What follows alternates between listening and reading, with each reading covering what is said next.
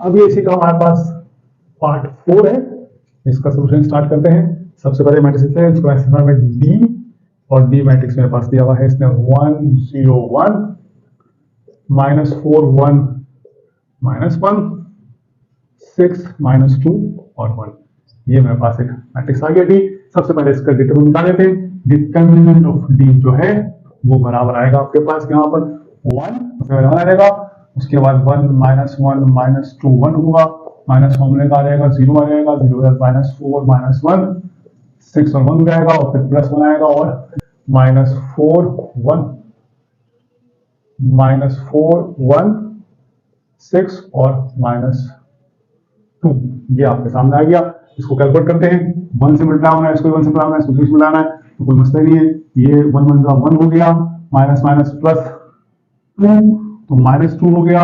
ये -0 है, तो 0 खत्म हो जाएगा, ये +1 के साथ है, +1 अगेन बोल रहे हैं, तो आगे -4 मल्टीप्लाई बाय -8 हो जाएगा 8 आपके पास, और 8 में से आप माइनस करेंगे 6 को, तो रहेगा 2, जो रहेगा 1 -2 -1 +2, अगेन ये 1 आपके पास आ गया। इसका भी मैट्रिक्स, इसका भी डिटरमिनेंट आपके पास 1 आ गया, और इसका भी आप इनवर्स उसी तरह से निकालें जिस तरह से हमारे पास फैक्टर आएगा।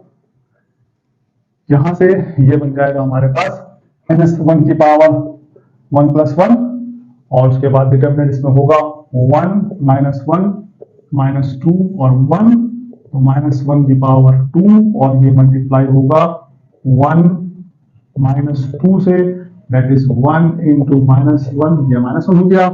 उसके बाद a12 निकाल दीजिए, a12 रहेगा -1 की पावर 1 + 2, 1 + 2 के लिए आप ये पहली रो और दूसरा कॉलम छोड़ दें, तो -4 -1 6 और 1 है, और यह रहेगा -1 की पावर 3 × -4 और +6 हो जाएगा, ये हो जाएगा -1 × 2, दैट इज -2 हो जाएगा। उसके बाद a13 है, a13 में -1 की पावर है 1 + 3, और इसका डिटरमिनेंट निकालेंगे आप, तो फर्स्ट रो का थर्ड कॉलम छोड़ दीजिए, -4 1 6 और -2 है, और -1 की पावर 4 हो जाएगी, -4 -8 हो जाएगा, और माइनस हो जाएगा 6, हो जाएगा 1 × 2, दैट इज 2 हो जाएगा।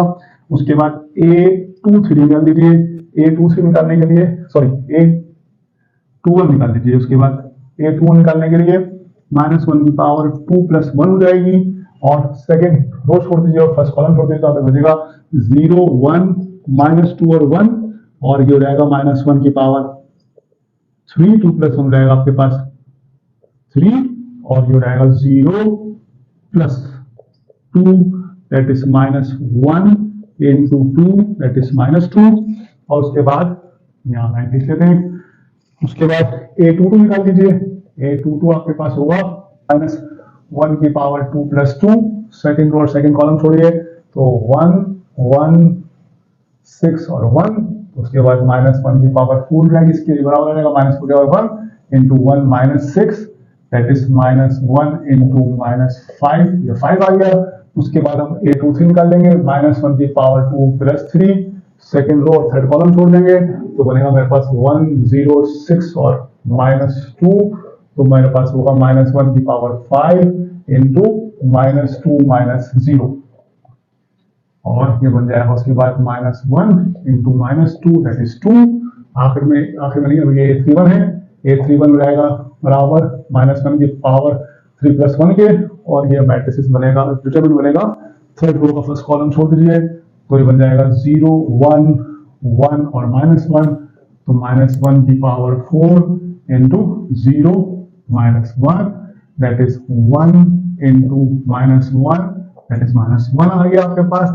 a31 यहाँ से a32 निकाल दीजिए, a32 होगा -1 की पावर 3 + 2, और 3 + 2 अगेन, थर्ड रो और सेकंड कॉलम छोड़ दीजिए, थर्ड रो और सेकंड कॉलम छोड़ दीजिए, तो 1 1 -4 और -1, ये रहेगा आपके पास -1 की power 5 × -1 + 4, that is -1 × 3, that is -3, और उसके बाद ये a3 आ जाएगा, -1 की पावर 3 + 3, और 3 + 3 के साथ थर्ड रो थर्ड कॉलम छोड़ दीजिए, तो बन जाएगा 1 0 -4 और 1, तो -1 की पावर 6 × 1 + 0, और फिर आएगा आपके पास 1 into 1 that is 1। ये आपके सामने 9 को फैक्टर निकल आए, A11 से लेकर A13 तक।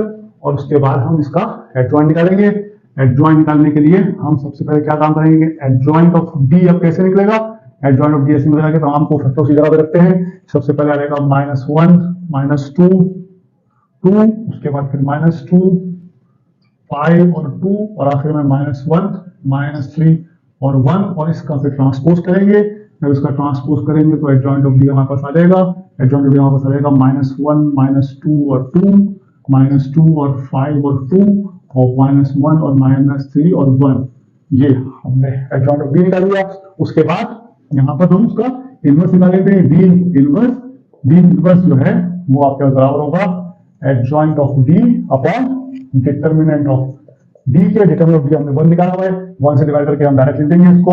ये डी इनवर्स जो है हमारे पास यही होगा जो एडजॉइंट है, दैट इज -1 -2 -1 -2 5 और -3 और 2 2 और 1। 2 के 1 से हमें डिवाइड करने का कोई फर्क नहीं पड़ेगा, लिहाजा हम डिवाइड करके दिखा रहे हैं आपको। ये इसका आंसर हो गया आपके पास।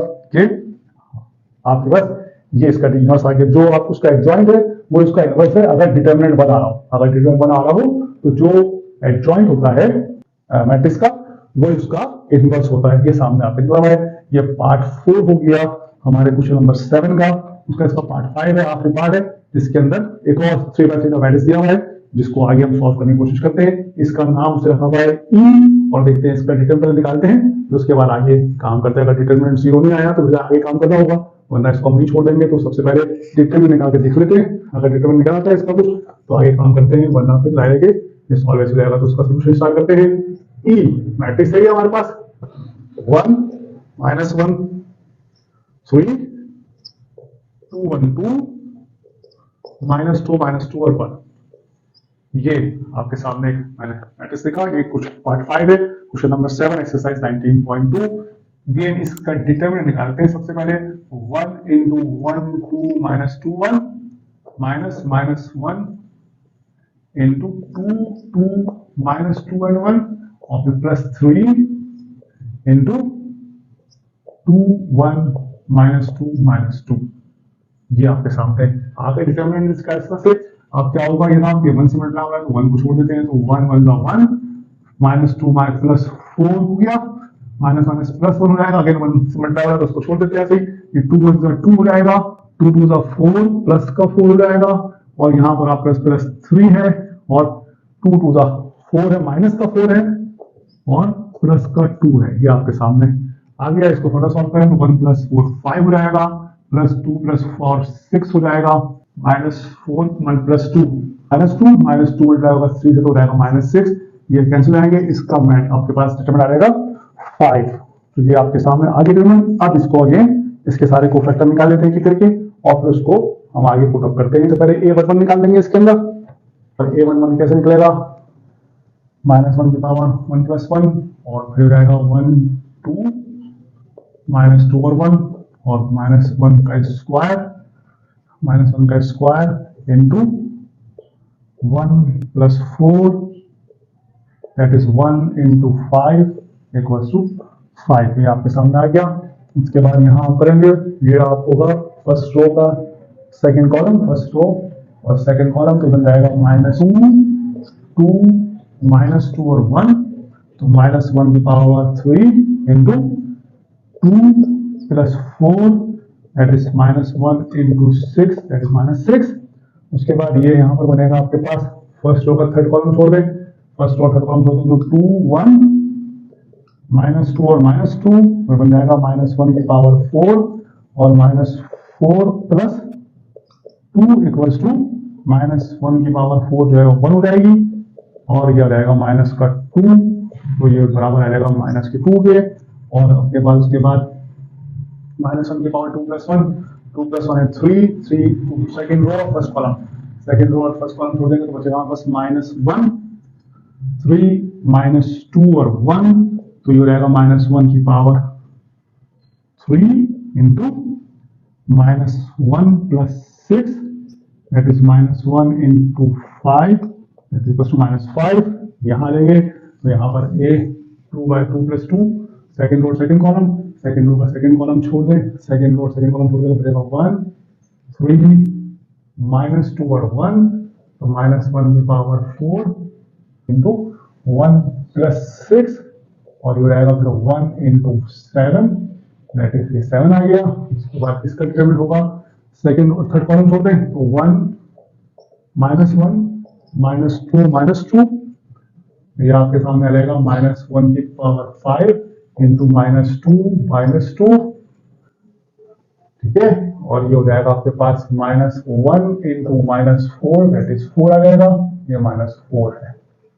उसके बाद थर्ड कॉलम थर्ड रो और फर्स्ट कॉलम छोड़ दें, थर्ड रो और फर्स्ट कॉलम छोड़ दें तो आपको बचेगा, थर्ड रो और फर्स्ट कॉलम छोड़ दें तो बचेगा -1 3 1 और 2, यह रहेगा -1 की power 4 into -2 -3 that is 1 × -5 that is -5। उसके बाद थर्ड रो और सेकंड कॉलम छोड़ दें, थर्ड रो और सेकंड कॉलम छोड़ दें तो यहाँ पर रहेगा 1 2 3 3 2, ये रहेगा -1 की power 5 into 2 -6 that is -1 into -4 that is 4, और उसके बाद ये हमारे पास आ जाएगा 3 + 2 करके, sorry 3 + 3 third row third column छोड़ दें तो 1 -1 2 और 1, तो यहाँ पे हो जाएगा -1 की पावर 6 इंटू 1 + 2 दैट इज 1 × 3 = 3। ये आपके सामने सारे को फैक्टर आ गए, 9 का नंबर फैक्टर निकाल लिया हमने। उसके बाद हम इसको बारी बारी एडजॉइंट, सॉरी इसका एडजॉइंट निकालने का है, एडजॉइंट ऑफ ई निकाल लेते हैं। पहले एडजॉइंट ऑफ ई के अंदर इसको पुट कर देते हैं, जो रहेगा 5 - 6 -2 -5 7 and 4, फिर अगेन -5 4 and 3, ये आपके सामने आ गया एडजॉइंट ऑफ ई आ गया। इसका ट्रांसपोज बनाना होता है, तो जब एडजॉइंट ऑफ ई हम ट्रांसपोज बनाएंगे तो ये बन जाएगा आपके पास 5 - 5 -5 -6 7 and 4 और आखिर में -2 4 and 3, ये आपका एडजॉइंट आ गया। अब हमें जब इनवर्स निकालना होगा, दैट इज ई इनवर्स अगर निकालना होगा तो E inverse adjoint of E upon determinant of E है। अब क्या हमारे पास डिटरमिनेंट जो है वो 1 नहीं है बल्कि 5 है, तो हमें इसको इस तरह से लिखना पड़ेगा कि हम कहेंगे कि E inverse equals to 1/5 into 5 -5 -5 -6 7 और 4 और आखिर में -2 4 और 3। एक तरह तो आप इसको इस तरह से लिख दीजिए, या फिर आप इसको डिवाइड करके इस तरह में लिख सकते हैं कि ए इनवर्स बराबर आ जाएगा 1 -1 -1 5 से डिवाइड कर रहा हूं मैं, -6/5 7/5 4/5 नीचे -2/5 4/5 और 3/5। इसको आप इस तरह से इसका आंसर लिखते हैं, जो भी आपको सूट करता हो आप इसे कर लें। आप ऐसे आंसर लिखते हैं, ऐसे आंसर लिखते हैं, यहाँ से आपने फॉर्मूला पुट करके इसको एडजॉइंट को 5 से डिवाइड कर दिया। ये जो फॉर्मूला है इसको हम इस तरह से लिख सकते हैं कि 1/डिटरमिनेंट of E multiply by adjoint of E. ये आपके सामने सॉल्यूशन आ गया पार्ट 5 का, क्वेश्चन नंबर 7 के पार्ट 5 का। ये सामने आपके क्वेश्चन हो गया, क्वेश्चन नंबर 7 हमारा कंप्लीट हुआ। अब हमने इस एक्सरसाइज में अब तक हमने डिटरमिनेंट निकालना सीखा, एडजॉइंट निकालना सीखा, इनवर्स निकालना सीखा, ये तमाम चीजें सीखी हमने। अब मामला ये है कि इस तमाम चीजों को मद्देनजर रखते हुए हम साइमल्टेनियस इक्वेशन सॉल्व करेंगे यूजिंग मैट्रिसेस मेथड। और फिर एक और इसमें मेथड आएगा जो क्रैमर्स रूल है, वो हम इंशाल्लाह वो भी आपको सिखाएंगे। इसके अगला सवाल है, उसके अंदर 2 इक्वेशन उससे दी हुई है और उन 2 इक्वेशनों को उसने कहा है कि आप इसको एडजॉइंट मेथड से भी, इन्वर्जन मेथड से भी और क्रैमर रूल से दोनों से सॉल्व करें, यानी कि वो इक्वेशन दोनों इक्वेशन 2 तरीकों से सॉल्व होंगी। उसके अंदर इन्वर्जन मेथड की जरूरी है कि आपको इन्वर्स निकालना आता हो, इन्वर्स निकालने आने के लिए जरूरी है कि आपको डिटरमिनेंट निकालना आता हो। अगर डिटरमिनेंट निकलेगा तो भी तो पॉसिबल होगा कि हम उसका इन्वर्स निकाल सकें, और इन्वर्स निकलेगा तभी तो पॉसिबल होगा कि हम उसको इन्वर्जन मेथड से उसको सॉल्व कर सकें। तो इंशाल्लाह अगले सेशन में हम वो क्वेश्चन नंबर 8 करेंगे अपने एक्सरसाइज 19.2 का।